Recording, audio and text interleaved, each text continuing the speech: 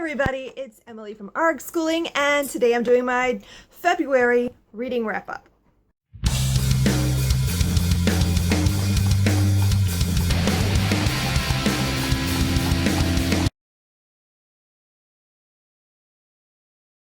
So I read a grand total of 8 books in February, which is not too shabby, I'd say.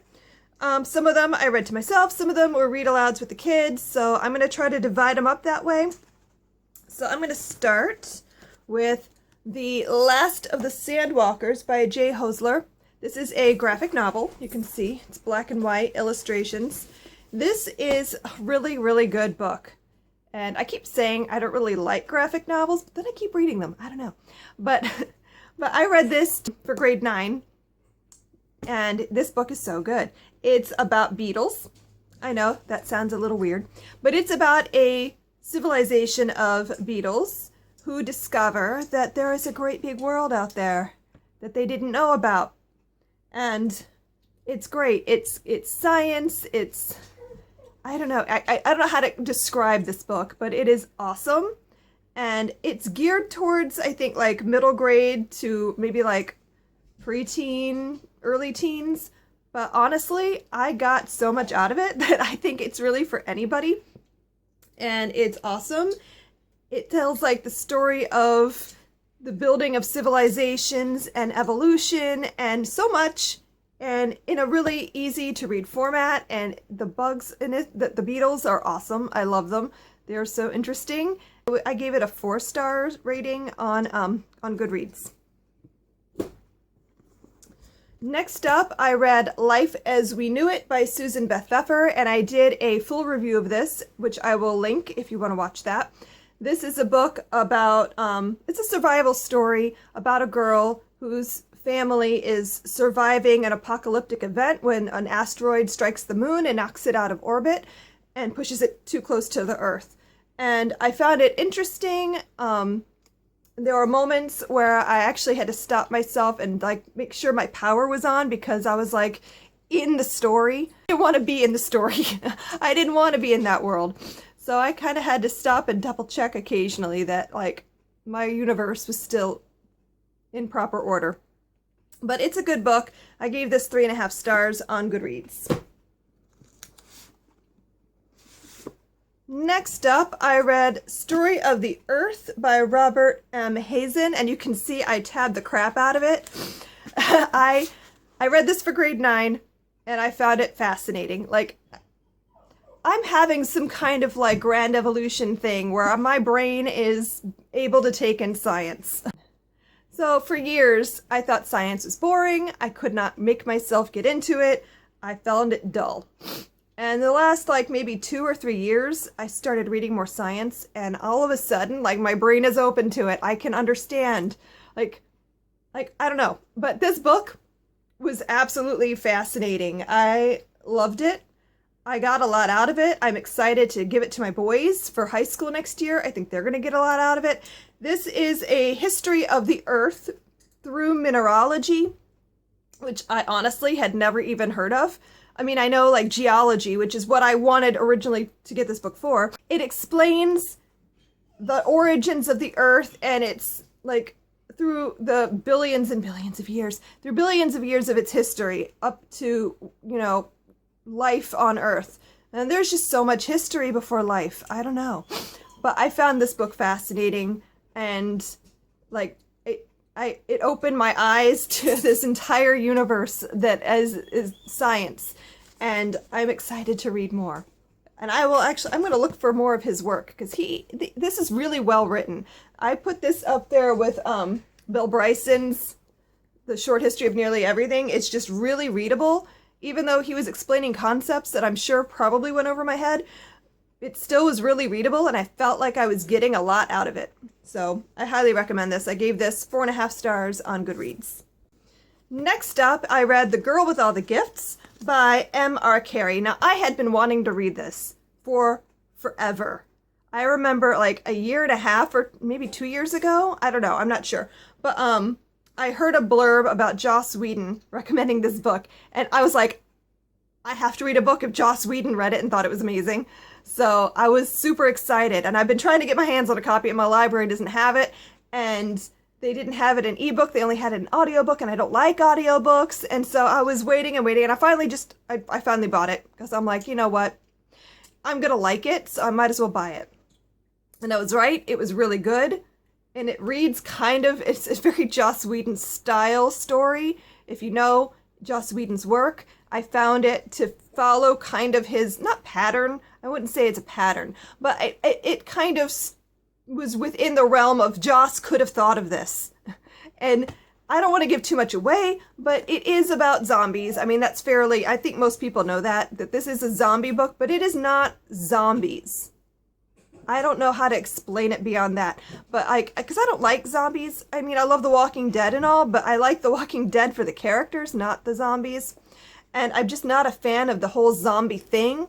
They're gross, and there's not a lot to do with them. They're just undead creatures that want to eat your brains, blah, blah, blah. They're kind of boring, but this book is anything but boring. There are a few plotting moments in the book where I felt like we could have been moving along in the story a little faster. But I also, at the same time, I really like the slow unfold of what is actually happening in this world. So I found it fascinating and really fun, and I highly, highly enjoyed it. So I recommend this. 4.5 stars on Goodreads. Okay. I also read The Capture by Catherine Lasky. I love her work. She is one of my favorite children's authors. And I actually bought like almost the entire series of this. I think I have like the first 9 books. I bought these at a library book sale, and I thought my son would like them because he's obsessed with birds and owls and whatnot. And he just never picked them up. And then I was thinking about writing a unit study about owls, maybe, possibly. So I read this for that, and I loved it. It was fun. It's middle grade fiction. It's nothing too strenuous. I read it in about a day, but it was a fun read, and I enjoyed it. And I think I could do a lot with this with owls. So it's about culture. It's like a fantasy world about owls and other birds, but mainly it focuses on the owls. And they live in this kingdom, and this group of owls... Dog, go lay down. This group of owls is trying to take over their world, and yeah, that's basically the storyline.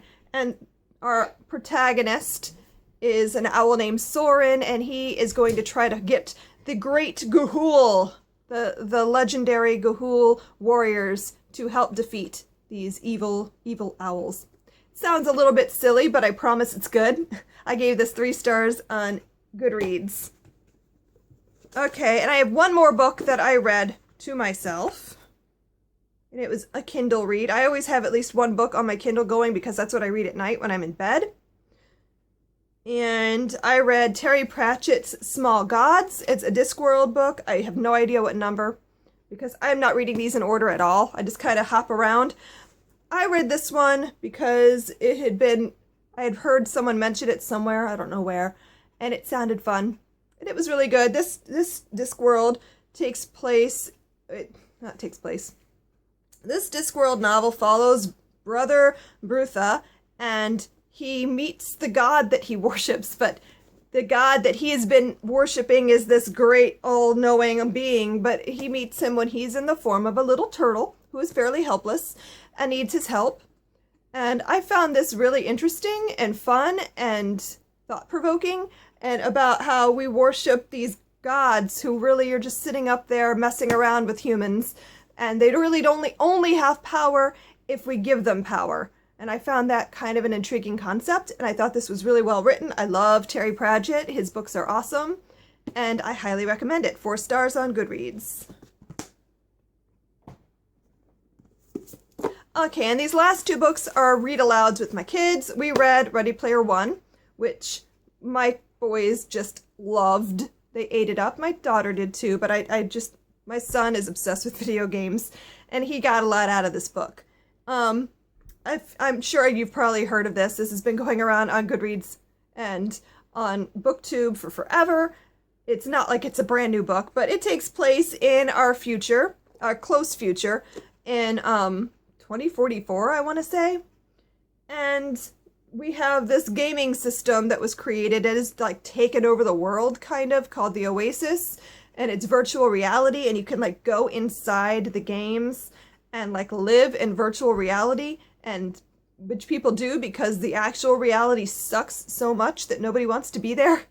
And I found this really interesting and fun, and I loved all the 80s references. I am an 80s nerd. I love all that stuff. And my kids didn't get all the references, so they kept stopping and like, oh, he's talking about, or that quote's from, and blah, blah, blah, and that they didn't get all of that, but they loved the story nonetheless. And I found it a really fun read aloud. I did have to do some editing on the fly here and there, because I don't mind reading the curse words and stuff with my older kids, but my 6-year-old was often in the room when we were reading, so I had to kind of do some editing. It's okay. It's all good. I do that all the time when I have to. So I highly recommend this book. I'm excited. They've announced that they're making a movie of it. I can't wait for that. My boys are so excited to see it. And I hope they don't screw it up. And I think there's a sequel in the works too, possibly. I'm not sure. But we really enjoyed this. My boys would give this 5 stars. It's a great book. We also read a Shakespeare play. We did Midsummer Night's Dream because I thought that this would be a fun one for the boys. We did Macbeth last year, which they enjoyed a lot. But I thought we would do something a little lighter this year, so we did A Midsummer Night's Dream. And we read a children's version first, and then we read the full play. I acted it out kind of for them because they didn't want to read parts. I was gonna have them pass it around the table and each take a part, but they did not want to do that, so I read the whole thing. I'm like a one-girl theater, so I did all the parts and all different voices, and it was fun. I'm a little bit too excited about Shakespeare, but we enjoyed it. I give this 5 stars because, you know, Shakespeare. And that is my reads for February. I'm excited for the new month. I've got a lot of books I want to get to. I'm not going to talk about them because every time I do a TBR, I don't actually read 90% of the books I show you. So I'm going to go ahead and just say I have a lot of books that I'm hoping to get to in March. I hope you guys had a great month. So what did you guys read in February? Please share below in the comments.